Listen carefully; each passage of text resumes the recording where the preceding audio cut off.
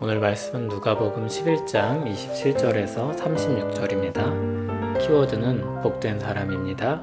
더 큰 이가 오셨습니다. 빛으로 부름받았습니다. 입니다. 이 말씀을 하실 때 무리 중에서 한 여자가 음성을 높여 이르되 당신을 뵌 태와 당신을 먹인 젖이 복이 있나이다 하니 예수께서 이르시되 오히려 하나님의 말씀을 듣고 지키는 자가 복이 있느니라 하시니라. 우리가 모였을 때 예수께서 말씀하시되 이 세대는 악한 세대라. 표적을 구하되 요나의 표적밖에는 보일 표적이 없나니 요나가 니느웨 사람들에게 표적이 됨과 같이 인자도 이 세대에 그러하리라. 심판때에 남방 여왕이 일어나 이 세대 사람을 정죄하리니 이는 그가 솔로몬의 지혜로운 말을 들으려고 땅끝에서 왔음이거니와 솔로몬보다 더 큰 이가 여기 있으며 심판때에 니느웨 사람들이 일어나 이 세대 사람을 정죄하리니 이는 그들이 요나의 전도를 듣고 회개하였음이거니와 요나보다 더 큰 이가 여기 있느니라.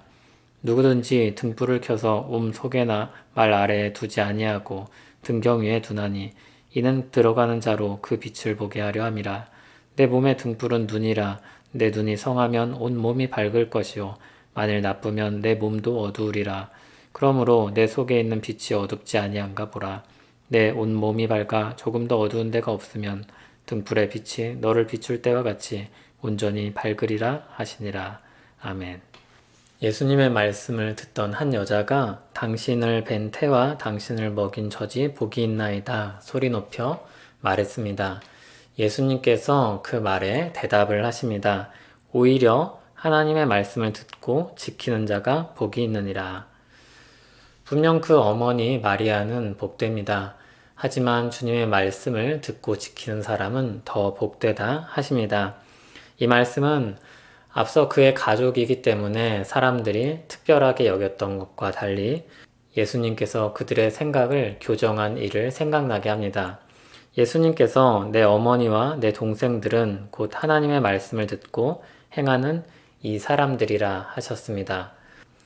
신자들은 그래서 누군가를 부러워하면서 살 사람이 아니라 내게 주어진 복이 무엇인지를 다시 한번 확인하고 그 복을 누리며 살 사람들입니다. 예수님의 말씀입니다. 복된 사람들이지만 자신이 얼마나 복된지 깨닫지 못하는 사람이 참 많습니다. 예수님의 말씀은 그런 사람들을 향해 그 앞에 놓인 복을 발견하게 해줍니다. 예수님께서 성령의 능력으로 하나님 나라를 보이셨습니다. 그런데 어떤 사람들은 그것을 보며 믿지 않았고 하늘로부터 오는 표적을 되려 구했습니다. 예수님은 그렇게 표적을 구하는 악한 세대를 향해 요나의 표적밖에 보일 것이 없다 하셨습니다. 이 악한 세대는 솔로몬보다 더 큰 이가 오셨고 요나보다 더 큰 이가 왔지만 회개하지 않았습니다. 가장 큰 표적으로서 주님께서 오셨지만 듣지 않았고 돌이키지 않았습니다. 이미 충분하리만큼 예수님께서 증거들을 보이셨음에도 그들은 더 표적을 구했습니다. 그것은 그들의 불신을 증거하는 행위였습니다. 솔로몬과 요나는 예수님에 비하면 작은 표적이었습니다. 그런데도 사람들은 그들을 통해 하나님 나라를 향해 나아왔고 회개하고 용서를 받았습니다. 하지만 악한 세대는 더 큰 표적이신 예수님께서 오셨는데 받아들이지 않았고 믿지 않았습니다. 시험했습니다. 심판 때 더 작은 표적이지만 그것을 보고 나온 스바 여왕과 니느웨가 믿지 않는 사람들에게 정죄가 될 것입니다. 예수님은 더 큰 이이시며 가장 크고 분명한 표적입니다. 그러므로 그분을 믿고 따르는 것으로 충분합니다. 무언가 더 자극적이고 확실한 증거를 구할 필요가 없습니다. 오히려 믿음으로 예수님을 따라서 복된 길을 따라서 가기를 바랍니다. 등불은 밝히는 역할을 합니다. 그래서 아무도 등불을 켜서 아래에 감춰두지 않습니다. 하나님은 세상에 등불을 마련하셔서 밝히 비추고자 하셨습니다. 빛의 원천은 그리스도입니다. 그리스도께서 하나님 나라 복음을 전하여서 세상을 밝히려고 하셨습니다. 그것을 하나님 나라 백성에게 맡기셔서 세상을 비추고자 하셨습니다. 몸에서 등불 역할을 하는 것은 눈입니다. 눈이 밝으면 온 몸을 잘 살펴서 제 기능을 하게 됩니다. 그러나 그렇지 않으면 몸이 성하여도 제 기능을 하기 어렵습니다. 눈이 그런데 언제 어두워집니까? 눈은 성경에서 마음과 연결되어서 언급되기도 합니다.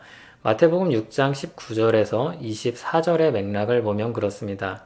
눈이 어두워지는 때는 그 맥락에서는 두 주인을 섬길 때입니다. 그러므로 눈이 성한지 살피는 방법은 우리 마음이 어떤지를 살피는 것입니다. 우리 마음이 하나님을 향해 있다면 비로소 우리는 제 기능을 하게 될 것입니다. 하나님 백성은 세상을 향한 등불의 역할을 맡고 있습니다. 하나님 백성이 눈이 밝아 제 기능을 한다면 솔로몬을 통해 스바 여왕이 하나님 나라로 찾아왔듯이 요나를 통해 니느웨가 회개하며 나아왔듯이 세상을 비추게 될 것입니다. 하나님 나라 백성은 세상을 비추는 빛입니다. 우리는 세상을 비추는 빛입니다. 우리 마음을 주께로 향하여 순종함으로 세상을 밝히는 우리에게 맡기신 역할을 잘 감당하기를 바랍니다. 우리 삶의 자리를 밝히기를 소원합니다. 곳곳에서 그 빛이 밝혀져서 많은 사람들이 주의 은혜를 보게 되는 역사가 있기를 소원합니다. 하나님 아버지, 우리에게 어찌 이렇게 크고 고귀한 역할을 맡기셨습니까? 그것이 분명 복이오나 우리 연약함으로 말미암아 두렵고 무겁습니다. 다만 주께서 우리와 함께 하시며 주님의 능력으로 그 역할을 감당하는 줄 아오니 주님 우리에게 능력을 부어주시고 우리 삶의 자리에서 맡기신 역할을 잘 감당하는 우리 되길 소원합니다. 예수님 이름으로 기도합니다. 아멘.